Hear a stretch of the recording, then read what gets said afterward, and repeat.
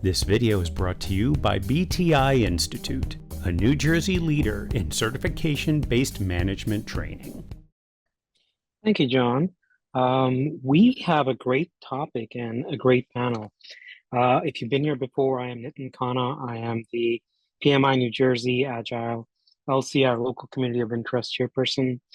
We meet the Wednesdays, end of the month. If you have in-person sessions, we do that before the main event as well. We talk about anything Agile, Scrum, Kanban, hybrid, team collaboration, enterprise scaling, anything and everything that's out there in the industry, hot trends. Today we have the stages of Scrum Mastery maturity. And just housekeeping, if you see me looking to the left, I am looking and monitoring the chat. Sometimes people put a reaction there or comments. Our guest speakers have requested we kind of save questions towards the end, and we'll have that as well. We'll also have an informal 15-minute, which is not recorded, around 7 o'clock. Some people stay on, and that's also great over there. Alongside me, I have Bob Phillips. I actually want to throw the ball at Bob, have him do a quick introduction, and I think he'd be better at introducing Brock and Erkan here. So Bob, why don't you take it away? Sure. Thank you everyone for joining tonight. I've met Brock and Erkan at my current employer, and they came in as Agile coaches, and we had an organization with probably almost 20 Scrum Masters, and they did awesome work for us. They have a course called Path to Coaching that goes on for about a year and 4 modules, and I've taken that, and it really helps prepare you to be a coach and things like that. And just working with them, I've actually grown my Agile practice and my Agile maturity, and it's really it's great that they're able to spend some time with us. And so with that, I'm gonna let Erkan and maybe Brock share a little bit about themselves, and then they can just take over. You guys should have the ability to present. If you don't, just let us know and we'll figure it out. So with that, I'll turn it over to Erkan and Brock. Hey, well, thank you so much for the warm introduction. Just checking that you can see the screen okay? Yes. Awesome. Okay. So somebody just mentioned that it's been a year since Brock and I were with you all at the PMI New Jersey chapter. I can't believe it's been that long. We had a blast last time, so thank you so much for having us back. We're going to dive a little bit more into the formal introductions and stuff a little bit later. And maybe just start with a couple activities to introduce our topic here. So maybe just with like the reactions, or if you're on video, thumbs up or thumbs down. I'm curious, do you think that some people might be more mature than others? Okay, a couple thumbs ups. All right, some reactions. Yeah, okay. It's kind of a silly question, right? It's kind of obvious. And so the fact that we see a lot of thumbs up here basically indicates that we all already have some idea about what maturity is, and that we're all already naturally inclined to sort of judge what's maybe better or more enlightened behavior. So if I were to ask you, what are the characteristics of some of those more mature people that caused you to put your thumb up? I'm curious to just hear from a couple people. And feel free to put that into the Zoom chat. Or if you want to come off mute and say a few words, that's okay too.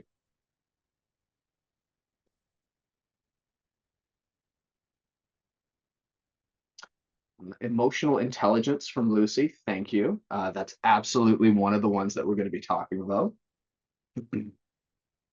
They take wiser decisions. Yeah, so there's this ability or this idea of being wise. And there's probably something we can do to define that today too. Age, thank you, Kofi. So yeah, age is a big one. However, when we get into adulthood, we find that there's actually less of a connection between age and maturity. because we all happen to be in different environments that sort of tell us and call us forth in different directions. So that's an interesting one. Yeah, self-awareness. Yeah, that's a big part of emotional intelligence too. Thank you for that. Perspective, patient. Yeah, self-management. Okay, great. That was a Scrum word. Okay, I know there's a lot of Scrum talk here. Great. You know, and I'll actually just take a second to say that Scrum, of course, is based on Agile, which is a value system. And we find that a lot of the values in Scrum and Agile actually align with a more mature perspective. So we're going to be getting to that. So you'll find a lot of that as a theme there. Experience. Yes. Great. Okay. Wonderful. Okay. You all are great. Okay. So I think we've sort of loosened that up a little bit. Let's go ahead and do a little activity to go one level deeper into this idea. Okay. So what I have on the screen here are 7 different ways that as a Scrum Master, we might perceive feedback. Now, each one of the responses on the screen here actually comes from a certain worldview. Or said another way, it comes from somebody who is acting from a different level of maturity, okay? And so what I'd like to do is I'd like to invite you to rank them from 1 to 7, from least mature to most mature. Okay, so number 1 is the least mature, 7 is the most mature. And just do that on a scratch pad on your computer, or if you have a piece of paper, okay? And what I'm gonna do is I'm gonna go ahead and set a 3-minute timer and 30 seconds in my video screen here. So you should be able to see that counting down.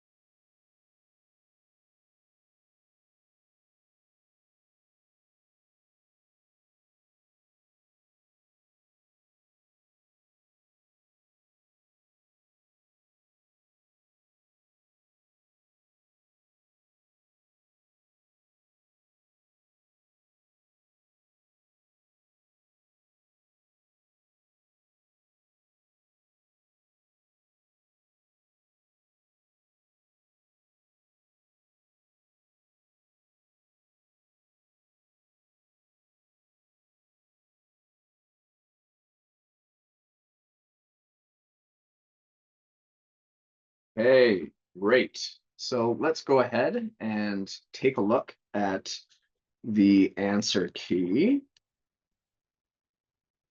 And I'll get you to sort of grade yourself and just put a check mark or an X on the ones that you got right or wrong. And as you do, see if you can connect with your own experience. Are there any responses you've seen in yourself or in others? Maybe as you've grown in your life and in your work, did you see yourself taking on one of these perspectives before you took on another one or anything like that? And we'll just give you a couple seconds to grade those.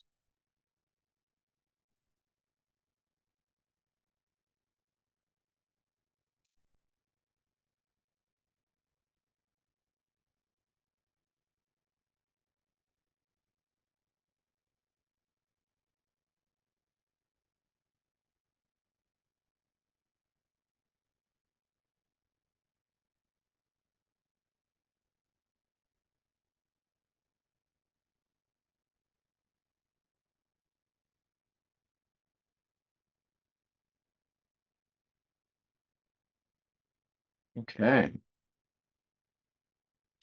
So curious to hear from a couple people. Again, feel free to use the chat. How did you all do? Were there any two that you got switched the order of? Were they all pretty obvious?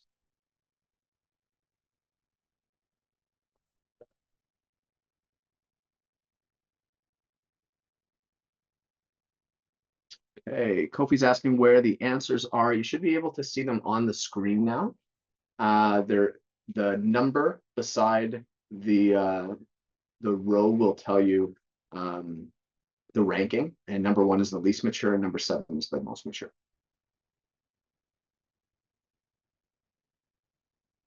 Yeah. So yeah. So anyone want to let us know how they did?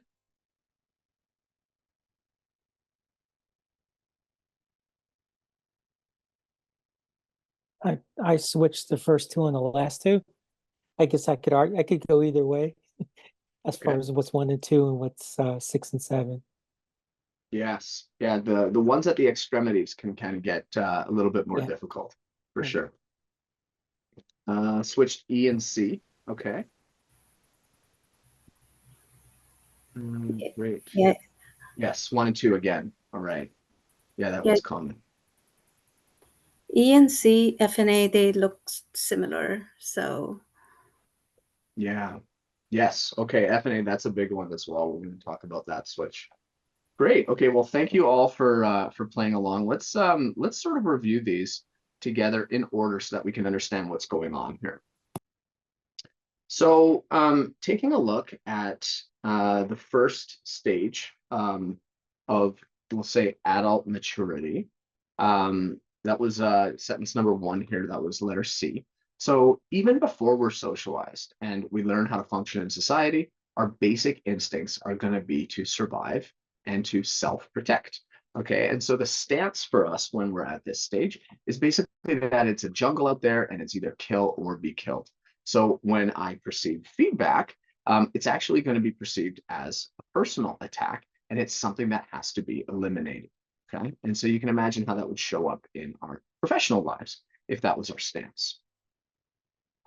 Moving ahead to the next stage here that I just put on the screen. Here's where we realize that life is actually not just about survival. There's more to it than that. There's needing to live in society and to follow the rules. And so we learn how to do that. We learn how to pay our taxes, to have a job, to be a good parent, and to get along. It becomes very important for us to be included and to be an upstanding member of whatever society we happen to belong to. And so when you give me feedback and I happen to be at this stage, I'm going to perceive it as disapproval because I want to fit in and do as I'm told. Now, in this stage, we actually don't yet have a separate psychological self because our identity is actually coming from our group or our family or our community or whatever it is. And so if you criticize the group that I happen to identify with here, you're actually criticizing me there is no difference. On the third sentence here, so here's where we're going to separate ourselves from our group. And now we have our own identity that's coming from what we do as a job. Okay, and so this move is known as the birth of our psychological self, where whatever craft I take on becomes my identity. So whether I'm a project manager or a Scrum Master, or a combination or whatever. And so I want to be that best Scrum Master, the best engineer, the best dad, whatever I'm identifying with. And so when you give me feedback, now if you criticize my work, then you're criticizing me. There isn't any difference. And so I'm not just looking to fit in anymore like I was in the last stage. Now I have a position, it's been hard-earned, and I deserve to be here. And so now when you give me feedback, in order for me to listen to you, you actually have to earn my respect first. And that's why I'm going to be more open to hearing feedback from somebody who happens to be an expert in my field. So let's move on to the fourth stage here. So with this sentence, now my identity is no longer coming from what I do. Now I see myself as an independent human being who makes choices. I'm all about having goals, improving myself, changing the world, and creating the life that I want independently. Okay, this is the first time that when you give me feedback, I'm actually able to say, you know what? You're right. I could have done that differently, especially if it helps me to get better and to reach my goals. Okay, because I'm a very goal-oriented person at this stage. And so this is actually considered a very advanced and a very powerful stage of development, because people at this stage are responsible for most of the progress in the world because they actively shape it and they make things happen. Okay, anytime you hear a company vision that says, you know, the purpose of our product is to change the world by doing this, it's just really endemic of this particular way of seeing things. Okay, let's keep going. There's more, though. It gets even more interesting after this. So at sentence number 5 here, now I'm at a point in my life where I acknowledge that there's actually parts of me that I can't see. And how I got here is as a result of my early conditioning, okay, whatever my environments that I might have been in. And so I think this way because, you know, I was raised by my parents in this way, and this was my childhood, and this was my environment. But what's interesting is you, on the other hand, were raised in a totally different environment with, you know, different circumstances. And that's why you are who you are and believe what you believe. And so, you know, who am I to say that I'm right or more right than you are? And this is a huge leap in maturity, because I believe now for the first time that there is no objective truth. All right. Truth is always relative. We're both coming from different contexts, and we're both entitled to our interpretation, and we're both right. And so now when you give me feedback from this perspective, I'm actually welcoming the feedback, not just accepting it, because I see that there's, you know, many different facets of myself, and I'm no longer fixed about the choices that I've made or who I've become. I can actually intentionally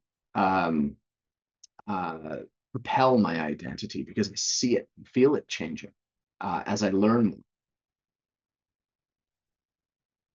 But there's more. Number 6 here. And so at this sentence and at this stage, systems thinking really comes online. Again, this is a concept that you hear in agile circles quite a bit. I begin to appreciate the nature of, you know, myself interacting with that system that's around me. And so when something goes wrong, I actually can't blame something that's outside of myself, because I'm part of this system. And so I've contributed to that too in some way. And because it's a system, just by the way that you interact with me tells me a little bit about me as well. And so, you know, when I'm speaking with Bob, I get a certain response. And then when I'm speaking with John, I get a different response. And that tells me something about me, not just something about you.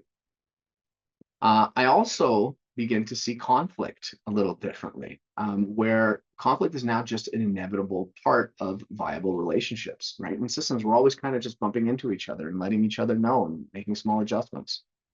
And so I'm no longer just welcoming feedback like I was in the previous stage, but I'm actively inviting it in. I can't get enough because I recognize that without it, I'm not going to be able to self-actualize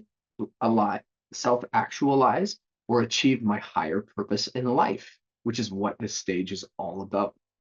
And so I also realize that there's some absolutes, and I begin to take a stand for those things. Okay, and so yes, we're both right. Yes, everything is relatives, but some truths are higher than other truths, probably those ones that align with my higher purpose. And I'm just looking at one of the comments from earlier where it was Anu who said decisiveness to do right. That's a perfect articulation of what we mean by leaning into maturity to make tough decisions based on the value system that we're guided by and our higher purpose. Okay, last one. Feedback is at this stage really just a natural and necessary part of all living systems. Okay, and so when you criticize me, at this point, I don't even see it as fundamentally different from praise. So it's not even a thing that you would have to deal with anymore when you receive it, right? I also realize that when you give me feedback, it tells me a little bit about you, it tells me a little bit about me, a little bit about the system, and all of it and none of it at the same time. And there's this grand, I guess, compassion for all of us because we're all just sort of floating in this same boat that is the universal human experience. And so you start to see people that you look up to in different types of roles falling into this type of mindset. And so just take a moment to read from the bottom to top. And I'm curious if you're able to get a sense of this evolution of capacity to respond to feedback. And I just love to hear, do you recognize experiencing some of these responses in yourself or others? Does the order make sense now from some of the ones you switched?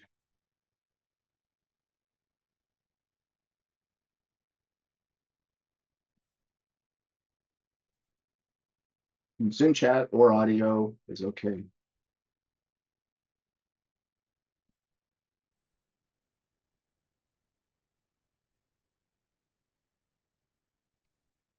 Well, some says yes. Nitin says makes sense. That's good. Cool. Yeah, I mean, when you walk through it, it becomes a lot more intuitive for sure. All right, so we're going to go a lot deeper in here, but we just wanted to start off with that one activity to sort of whet your appetite in terms of what we mean when we say maturity, and so that you can see how it sort of starts to apply to our roles in professional organizations. But before we go much further, we'll also take a moment to maybe more formally introduce ourselves. So this is Brock Argue, and I'm Eric Pompier. We're both certified enterprise coaches and certified team coaches through Scrum Alliance. And our approach is a blend of agile coaching, organization and relationship systems coaching, as well as vertical development coaching. And it's that vertical development part that's really flavoring the set of tools that we're describing for you here today. We're based out of Calgary, Canada. Our company is Superheroes Academy, and we work mostly remotely with companies globally, as Bob described. I'll also mention that we're going to be offering a discount to all of our courses for the PMI New Jersey chapter members, and so be on the lookout for that a little later on. Okay. So, Ericon just went through a big explanation of, how we perceive feedback and all of these things. And, it really comes down to like, well, why is this session important? Why are we talking about this tonight? Why development for Scrum Masters anyway? The stages of Scrum Master maturity, and more specifically, where you might be at with any given what I'll call developmental line, is important to be aware of because it orients us to where we're at with our own development. It shows us what might be next for us in terms of our continuous growth and maturity. It helps us see, when maybe a different perspective or Scrum Masters and project managers, maybe a different facilitator might be necessary to help our teams or to help our organization reach their goals. And it facilitates our ability to meet the team where they're at based on our understanding of the collective maturity of the team, which we're going to call the center of gravity of the team. Okay. And so all reasons why this is important. So, we're going to go deeper into this, as Erkan said. We're going to chat a bit more about maturity here and vertical development. And then we're going to get into some examples with Scrum Mastering. So there's a key distinction that's central to understand adult maturity. And that's the difference between horizontal development and vertical development. And so horizontal development occurs when we're learning new information, new knowledge, we're bringing on new skills, but we don't necessarily change the assumptions that we make about ourselves, about other people, and about how the world works. Our self-awareness with horizontal development can remain unchanged even as we engage in it. And so when we think of vertical development, on the other hand, this is something that occurs over time as we notice marked shifts in our basic assumptions about ourselves, others, and the world. This indicates that adults continue to grow and that there are identifiable and measurable stages of development that adults move through in a predictable order. Our life experiences teach us to challenge our notions of what is happening. And so we'll take a quick example here so that maybe this become a little more concrete. But if you think of parenting, and so for those of your parents, that's a good example, or maybe for those of you think of your own parents. But when you have your first baby, you have ideas about what kind of parent you're going to be and what this whole parenting thing is about. Now, if you fast forward that, say, about 8 years, you realize you had no idea what parenting is really all about, right? But now you do know what it really means. And this is a transformational shift that you would experience in your perspective about parenting. If you fast forward again to when your child is an adult, you realize you have no idea what it takes to parent an adult child. And so again, this leads to revisions of your mental models and taking on new perspectives about parenting. So this example about parenting highlights what's involved in vertical development. When enough of these shifts in perspective happen in your life, you realize that you've landed in a new place. You have with a new way of looking at the world where your old assumptions don't hold true anymore. And this is what vertical development is all about. And it's becoming more and more important in leadership development.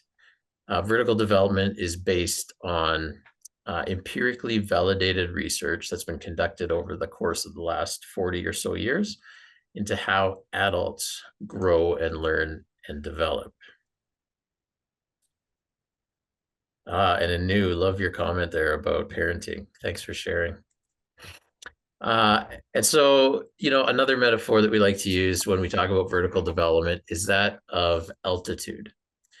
And so if you think about altitude, the higher the altitude, the greater the perspective. So it's like when you're climbing a mountain, right? The higher you climb, the further out you can see. At the base of the mountain, you can only see what's right in front of you. So in terms of perspective, vertical development is all about the altitude of the perspective.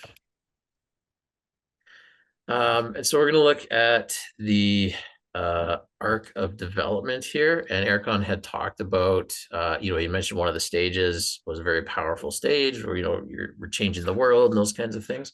So we'll see that on here and seeing what that looks like in terms of the different stages that adults mature through.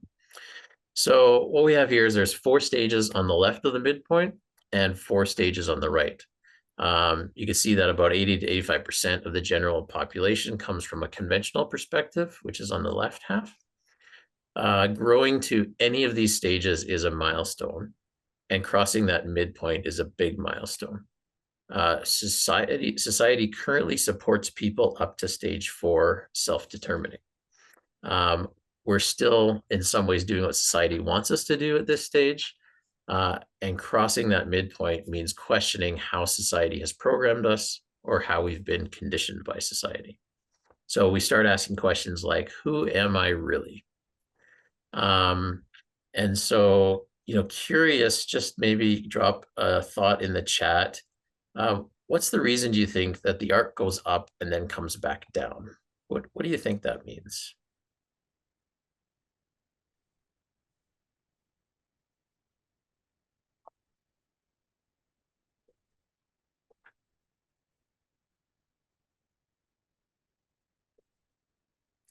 Any ideas what it means?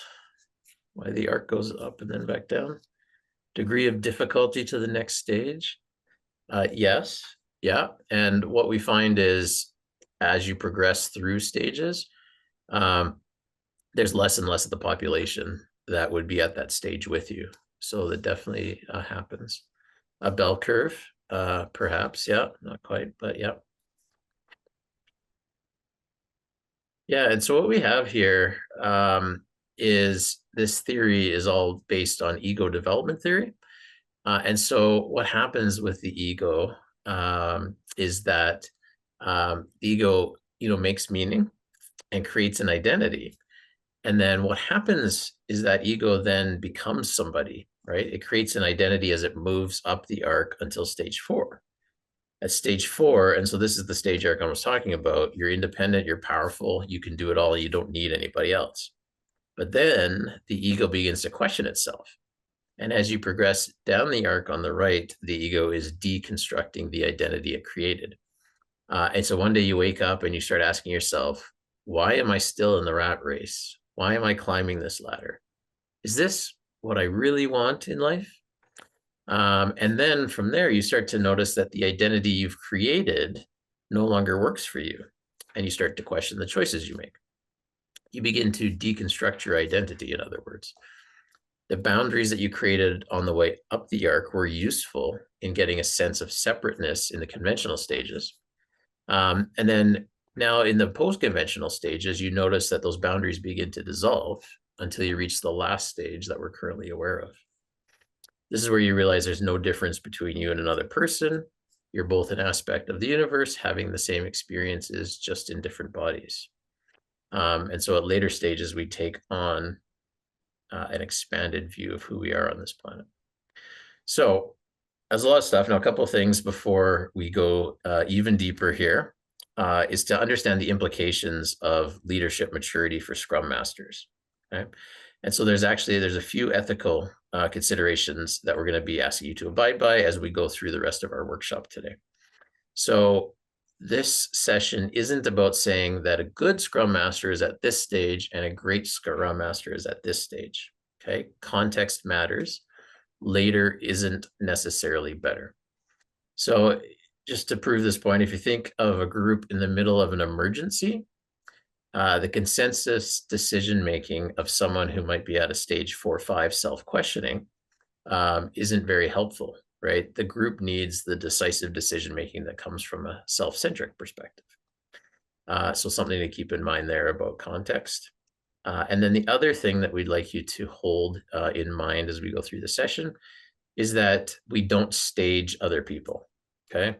So it's okay to say like, oh, I think, this sounds like me here, this doesn't sound like me, whatever. But it's not about saying that, someone else is at a particular stage. And so just watch for that.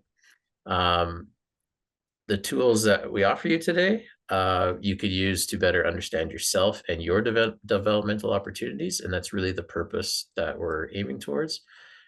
So don't leverage these opportunities to put others in a box at a particular stage. So yeah, please just keep that in mind as we go through.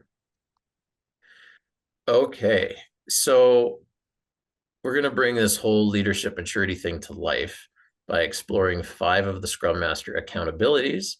And we're going to call them developmental lines. And you kind of heard me use that phrase before.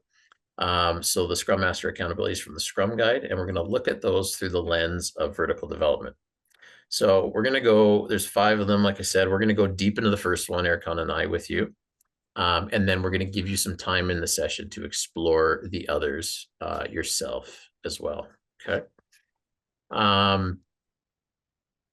And so the first developmental line that we're going to look at, number 1 there, is ensuring that all Scrum events take place and are positive, productive, and kept within the time box.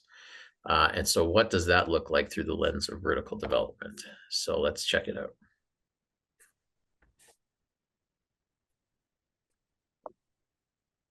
Okay, so at this stage, the first stage, 2-3 self-centric, a Scrum Master might say, do the event my way, or I withdraw completely. It's my way or the highway.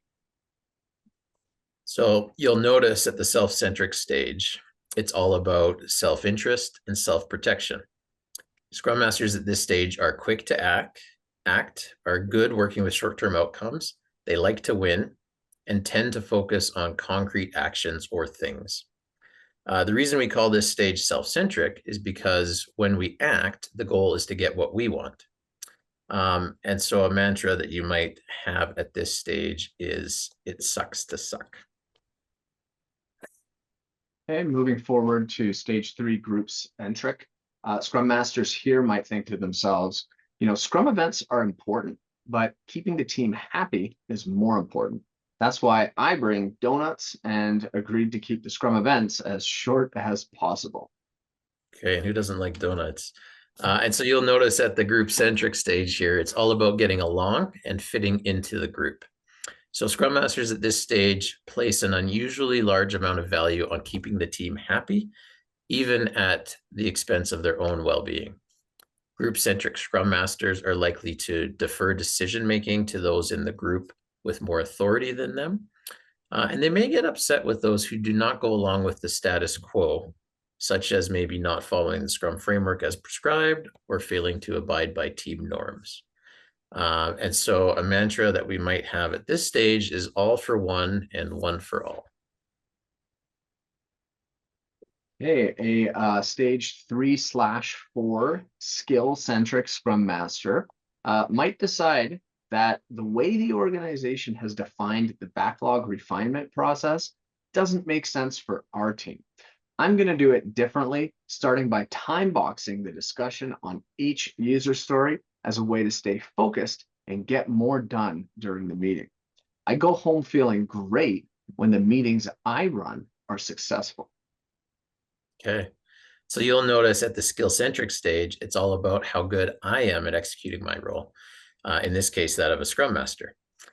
This Scrum Master has a narrow focus and views themselves as successful when meetings are facilitated well, but may not be considering the bigger picture and whether the meetings lead to anything useful or even whether or not the team is successful.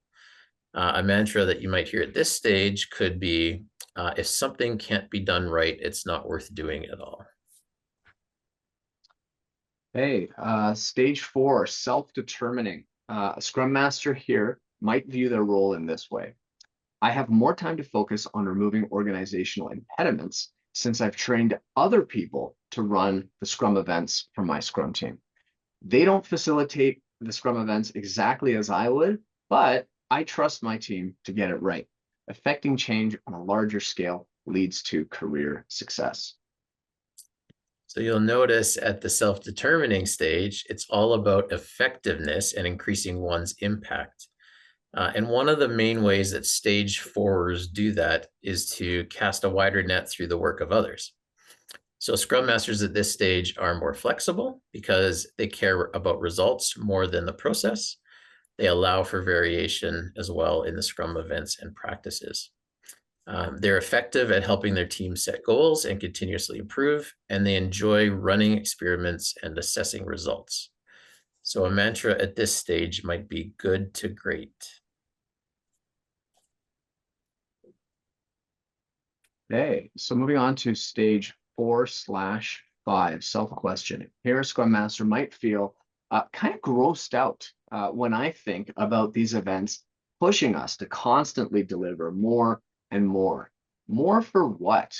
I'm not super motivated by my company's goal of 20% year-over-year growth and the role that these meetings play in achieving that monotonous goal. Mhm. And so, as you can see, this Scrum Master is unhappy with the idea of growth for growth's sake, and begins to question, what's the point of all of this? Their discontent stems from the idea that the goals their team is pursuing are based on society's external definition of success. More money, bigger company, growth for growth's sake, all of which are unlikely to bring real happiness. Through this perspective, the Scrum Master is questioning the fundamental beliefs that have brought them to where they are. A mantra at this stage might be know thyself. Okay, so stage 4/5, self-actualizing. No, sorry, stage 5, self-actualizing. So here, Scrum Master is going to view the role as keeping our team focused on the why is how I add value. Why not just for us, but also for the impact we're having on the community, our environment, and even future generations. Consensus decision making frustrates me because it's slow, and I know that not all opinions are equal. So you'll notice at the self-actualizing stage, it's all about attitude and the greater perspective that can be seen from this worldview. Scrum Masters at this stage see problems as systemic manifestations that need to be understood in the larger context. They actively seek feedback and are masters when it comes to conflict resolution. Individuals and other teams may even seek out self-actualizing Scrum Masters to help with conflicts that they're dealing with in their teams. Self-actualizing Scrum Masters make decisions based on higher principles and the impact that those decisions might have on the long-term health of the system and those in it. So a mantra at this stage might be, many problems are caused by an issue with the way the system is designed. Okay, and so the last stage that we have up on here for the developmental line, we don't have a stage 6 Scrum Master. They probably wouldn't be in that job, I'm guessing, at that point in their lives or in their journey. But so stage 5/6, construct aware. A Scrum Master here might say to themselves that people say that no one facilitates Scrum events the way that I do. I have an exquisite awareness of what is happening now, simultaneously attending to multiple practical, ethical, ecological, immediate, and long-term considerations, as well as to emotional, rational, and even spiritual concerns. My intuition guides me and ensures that no two meetings are facilitated in the same way. Continuous improvement is critical, but self-discovery is divine. Okay, so you'll notice at the construct aware stage, it's all about awareness and intuition. Scrum Masters at this stage thrive in complexity. They spend a lot of their energy on inner work. They understand the constructive nature of everything. And they can be difficult to understand because of how they see the world. A mantra at this stage might be, all models are wrong, but some are useful. So there are other developmental lines in addition to this one that we've looked at around the events. And we're just going to drop a handout for you in the Zoom chat about how Scrum Master at different stages of maturity fuse their accountabilities. I'll do that in a minute. We'll carry on here in a second, but you'll be working with that workbook and these other developmental lines in a minute. But first, we're going to talk about developmental moves. Hey, great.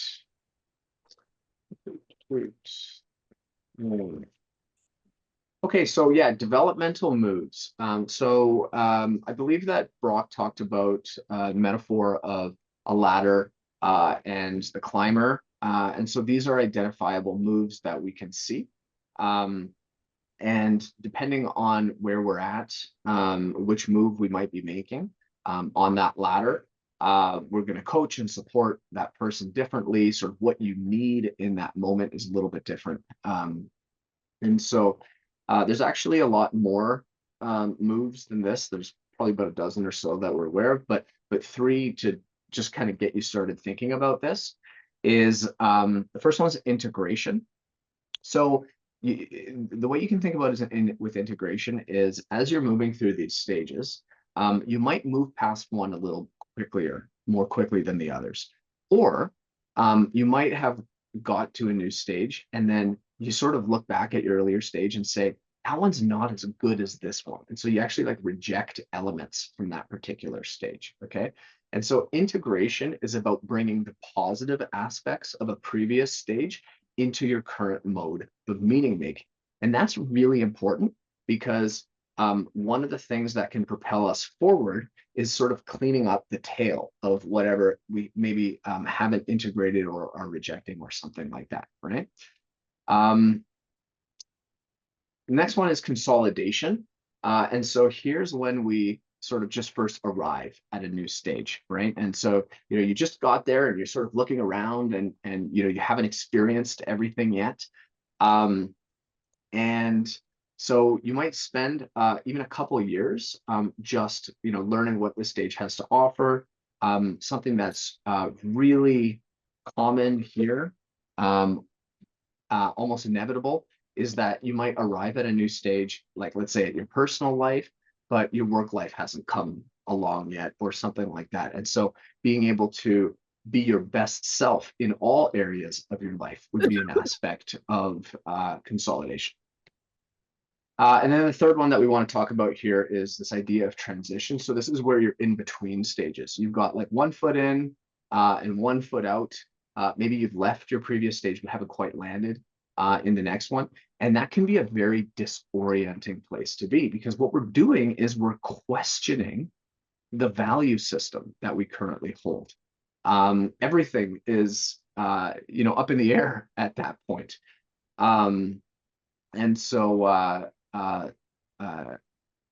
it can be a difficult place to be, but you tend to move through it. And it's something that we can recognize as a period of growth in our lives. Okay, so yeah, so just keep these in mind as you move into the next activity, where understanding which move you might be making now will help inform your next step. Okay. And so I've dropped the Stages of Scrum Master Maturity workbook in the chat. So there's a PDF there that you can download. It has all of those different developmental lines that we talked about. And there's an experiment canvas in there as well. I don't know that we'll get too deep into that tonight, but it's there for your reference. And so what your mission is, I guess, now tonight is to take what you've been learning here about vertical development, adult maturity, Scrum Masters, and yourself, and apply it to your own context. We do this activity because reflecting on where we are orients us, as I said earlier, to what we might want to focus on next, and is in its own way a highly developmental activity. So what we're going to do is going to give you about 5 minutes, let's say, to do the following. I want you to choose one of the 5 developmental lines in that handout that you're interested in exploring in your own context, okay? And then just to clarify what I mean by developmental line is each page has a different Scrum Master accountability that has the stage responses for that particular accountability. So that whole thing is one developmental line, okay? So there's 5 of those in there. Reflect on that stage, reflect on each stage in that developmental line and ask yourself questions such as, where do I see myself? Where do I not see myself? Where do I want to grow into next? And then just keep in mind, stages can't be skipped. So you do go through them sequentially and in order. And then lastly, identify maybe one thing that you want to try based on what you're learning today, okay? So that was a lot of stuff. I'll just drop some of that in the chat so that you have all of that as well. Brock, would you like me to start a 5-minute timer? Oh, yes, please. Okay, that's up on my video screen for you all.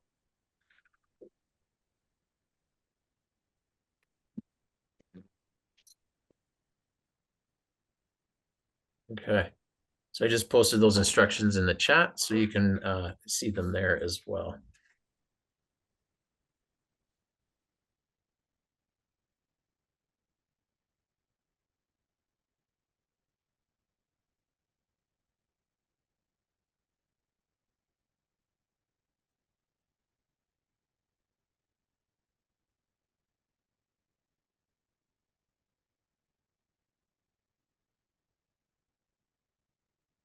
And yes, I'll drop the PDF in again. I see there's a request for that. I have it right here.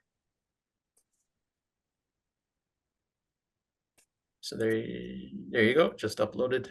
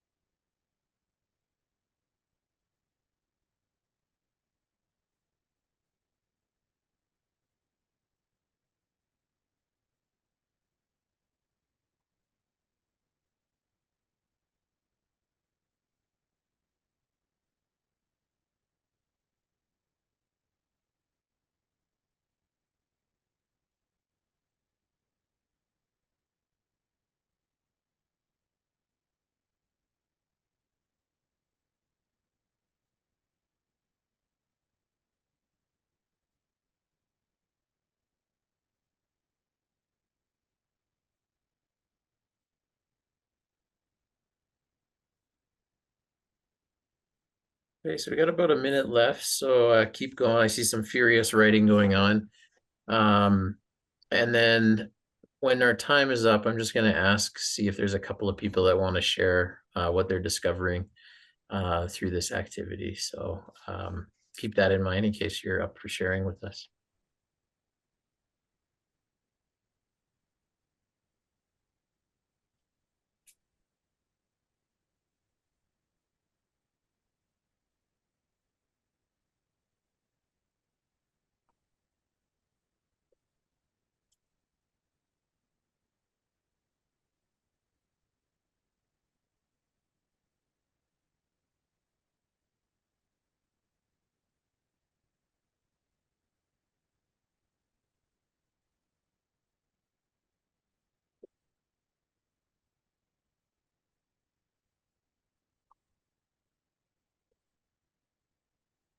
Okay, so that's our time for now. I know that there's a lot in here, so this is something you can take away, and you can, do some more reflection and some more work on it. But just curious, if maybe there's two people who'd like to share, what are you learning about yourself and about Scrum mastering and vertical development tonight?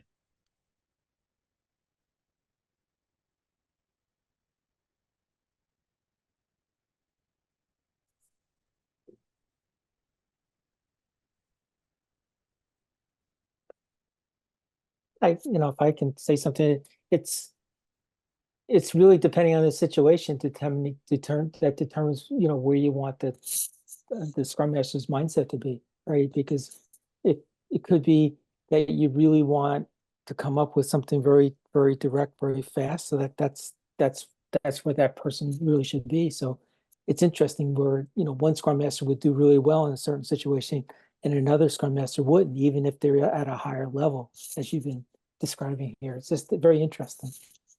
Yeah, and thanks for that, Bob, because one thing we didn't mention is as you progress through the stages, you don't lose the abilities that you had at earlier stages. And so you can always reach back into them, right? And so, even if I'm at, say, a self-questioning stage and I love collaborative decision-making, we're going to hear from everybody and all that kind of thing, I still have the ability to reach back and just make a decision. And so there's things like that to keep in mind as well. But yes, absolutely, right? And of course, context still very important in all of this. Okay, thanks, Bob. How about one more?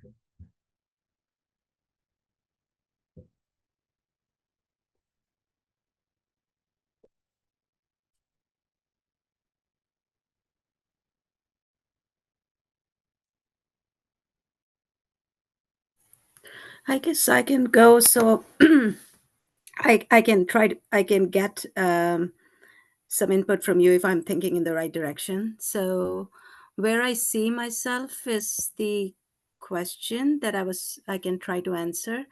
And I only reached at accountability number 2, establishing Scrum as defined in the Scrum Guide. And when I see point number 5, self-actualizing, that Scrum isn't something you implement and then you're done. Organizations are dynamic living systems that are constantly in flux. So I see my role as shepherding into reality what's trying to happen. And this is how I see. I tend to this constant unfolding by focusing on culture and the interdependencies between the levels within and external to organization. What is exactly needed to be done is in that time construct that we have. And if it's not done within that time, then basically there's no point even to plan and groom the stories, for example, right? So what exactly needs to be done? Making a decision to see, do we need to really follow the entire Scrum process, or get things done in a way that it helps facilitate and move the project and tasks forward. So that's how I see, and I just wanted to make sure that, okay, am I thinking right, and do I really fall in that bracket? So that was my input. Yeah, thanks for sharing. And it's interesting, right? As you look at the different developmental lines that we have there, you see yourself in different places, right? And so it sounds like you're really identifying and seeing yourself in that was it stage 5? Yeah, that's at stage 5. For accountability too. And so yeah, that's great, and it just gives you an opportunity for reflection. Yeah, this resonates with me. This feels like something I'm like, or I do, or whatever. And then you can kind of see yourself there. Thanks for sharing. Okay, so we'll wrap up here at this point. One thing that I do want to mention to you is the maturity assessment profile that we do at Supers Academy. So we have certified leadership maturity coaches. Erkan and I are both certified in that way.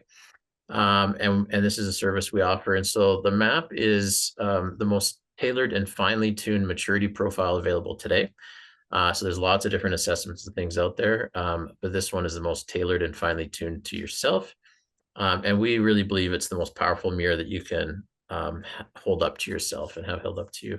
And so if you're serious about your developmental journey, we would highly recommend it.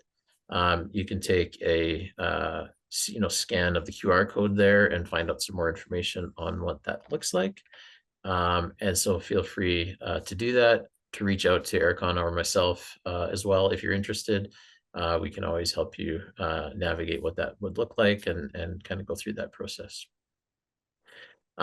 With that, we'll wrap up there. And then I'll hand it back over, I guess, to John, Nitin, Bob. Not sure if we have time to do questions or what you would like to do here. Well, what we'll do is thank you again, Brock and Erkan, for sharing your time and sharing this really cool information and the handout. I really like this handout. It's great. It's got a lot of great ideas in it.